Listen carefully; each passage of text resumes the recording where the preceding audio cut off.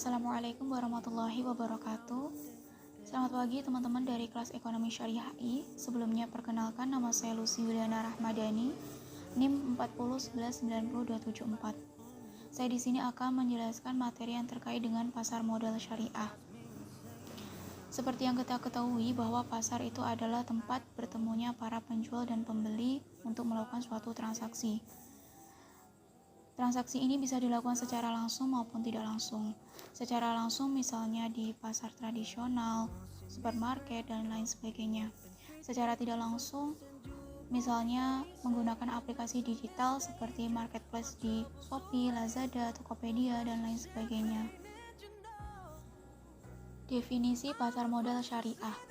Menurut Undang-Undang Pasar Modal Nomor 8 Tahun 1985, pasar modal adalah kegiatan yang bersangkutan dengan penawaran dan perdagangan efek, perusahaan publik yang berkaitan dengan efek yang diterbitkannya, serta lembaga dan profesi yang berkaitan dengan efek. Efek yang dimaksud di sini mencakup semua jenis surat berharga yang ada di pasar modal. Saat ini efek yang diterbitkan dan diperdagangkan di pasar modal Indonesia seperti saham, obligasi, RAIK, waran, dan lain sebagainya. Sedangkan pasar modal syariah secara definisi sama dengan pasar modal secara konvensional, cuma yang membedakannya itu dalam segi pelaksanaannya. Di dalam pasar modal syariah, pelaksanaannya menggunakan prinsip ataupun aturan syariah.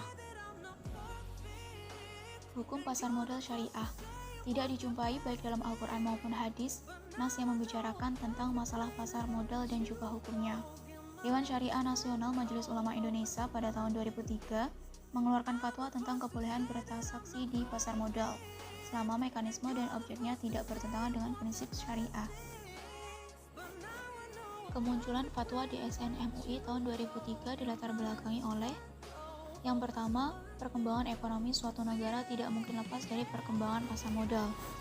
Pasar modal merupakan suatu elemen yang penting dalam perkembangan pembangunan ekonomi suatu negara. Yang kedua, beberapa negara telah mengembangkan pasar modal syariah. Yang ketiga, umat Islam Indonesia memerlukan pasar modal yang aktivitasnya sejalan dengan prinsip syariah. Karena mayoritas dari masyarakat Indonesia adalah beragama Islam, sehingga dibutuhkan suatu investasi yang berprinsip syariah. Fatwa DSN yang terdapat pada bab 5 tentang transaksi efek dan pasal 5 yang berkaitan dengan transaksi yang dilarang sebagai berikut. Yang pertama, pelaksanaan transaksi harus dilakukan menurut prinsip kehati-hatian, serta tidak boleh melakukan spekulasi dan manipulasi yang di dalamnya mengandung unsur gharar, riba, maisir, riswah, maksiat, dan kezaliman.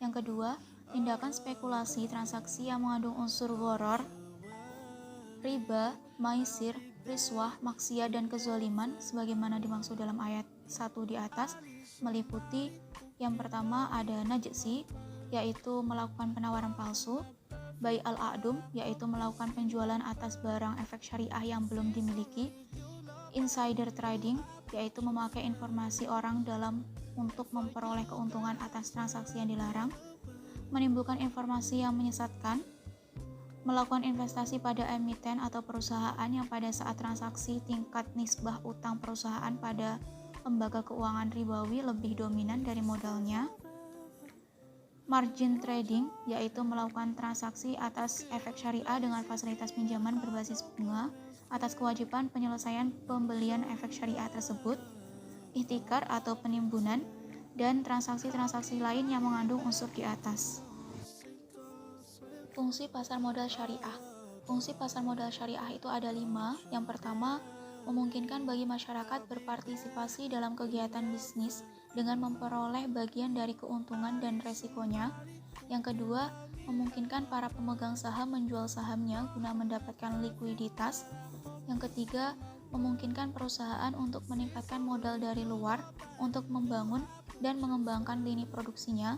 Yang keempat, memisahkan operasi kegiatan bisnis dari fluktuasi jangka pendek pada harga saham yang merupakan ciri umum pasar modal konvensional. Yang kelima, memungkinkan investasi pada ekonomi itu ditentukan oleh kinerja kegiatan bisnis sebagaimana tercermin pada harga saham. Pelaku pasar modal syariah. Yang pertama ada emiten, yaitu perusahaan yang melakukan penjualan surat-surat berharga atau melakukan emisi. Yang kedua investor, yaitu orang yang membeli atau menanamkan modalnya pada perusahaan yang melakukan emisi. Yang ketiga perusahaan pengelola dana, yaitu perusahaan yang beroperasi di pasar modal dengan mengelola modal yang berasal dari investor. Yang keempat reksadana. Reksadana merupakan salah satu alternatif investasi bagi masyarakat pemodal, khususnya pemodal kecil dan pemodal yang tidak memiliki banyak waktu dan keahlian untuk menghitung risiko atas investasi mereka. Demikian presentasi dari saya. Mohon maaf apabila ada kesalahan dan kekurangan dalam penyampaian materi. Terima kasih. Wassalamualaikum warahmatullahi wabarakatuh.